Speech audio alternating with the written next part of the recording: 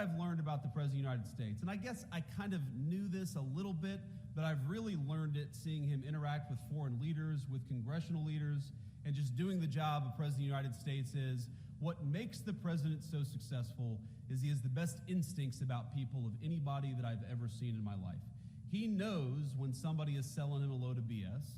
He knows when he's making progress, when he needs to cut something off. He knows when he's dealing with somebody that he can trust, and he knows when he's dealing with somebody that he can't trust. And I think if you think about everything that comes across the president's desk, I mean, just on, I guess this is yesterday, on Monday alone, the President of the United States, of course, we were trying to figure out what we were doing with the Israel-Iran situation. Of course, we had just launched the wildly successful attack that destroyed the Iranian nuclear facilities in Fordo and elsewhere. Thank you. But we know the Iranians are going to counterattack, and we're kind of trying to figure out, is it going to be a real counterattack, or is it going to be something more symbolic, more face-saving? He's dealing with congressional leaders about the one big beautiful bill that cuts taxes on overtime, cuts taxes for tips. Thank you. Really is the most important generational tax reform that we've had in this country in 30 years, and also provides billions of dollars to replenish the southern border funding that encourages us and empowers us to kick out the illegal immigrants and to stop the flow of illegal immigration into our country. So we're doing all these things, and that's just one Monday at the White House, and there's no person that could possibly, read all the briefing materials, the tens of thousands of pages of background on all this stuff. But what you need in that Oval Office is you need somebody with good instincts.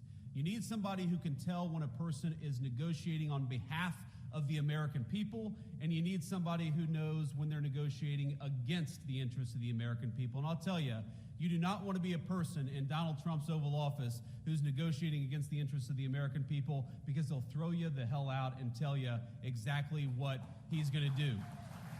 And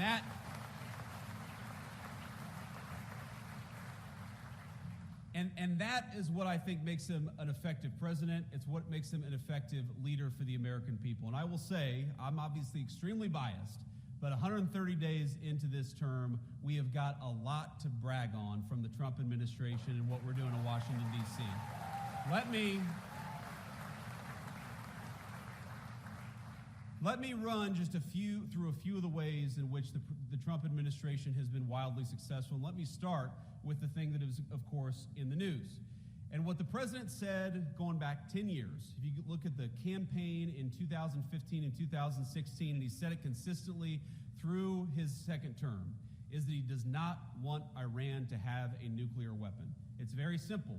It destabilizes the entire region. It gives this terrible regime leverage over the United States of America. As the president often jokes with me, everybody in Iran calls the Iranian leader the supreme leader. That's a pretty amazing title if you think about it. But he looked at me in the Situation Room a few days ago and he said, Mr. Vice President, you don't have to call him the supreme leader, but you would if the guy had a nuclear weapon. Because the leverage that nuclear weapons give you to destabilize the world, to destroy our economic interests, to destroy our national security interests, you don't want the worst people in the world to have a nuclear weapon. So what did the president do? For 60 days, he negotiated aggressively to encourage that Iranian regime to give up those weapons peacefully. And by the way, he was more than willing to accept a peaceful settlement to that problem.